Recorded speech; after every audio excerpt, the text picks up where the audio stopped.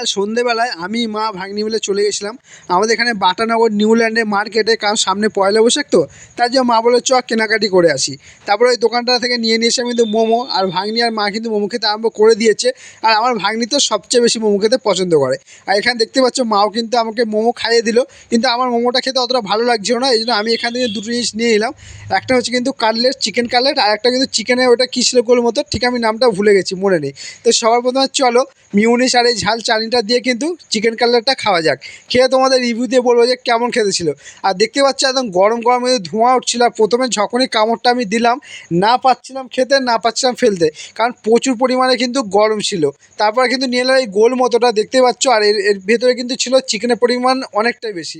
আর এখানে খুব গরম ছিল বলে লাস্টে আমি কিন্তু আবার একটু ভেঙে নিলাম, নিয়ে এখানেতে যে চাটনি আর মিউনিসটা ছিল, চলো এবার এইটা দিয়ে ফার্স্ট বাইট খেয়ে দেখা যাক যে এটা কেমন খেতে ছিল।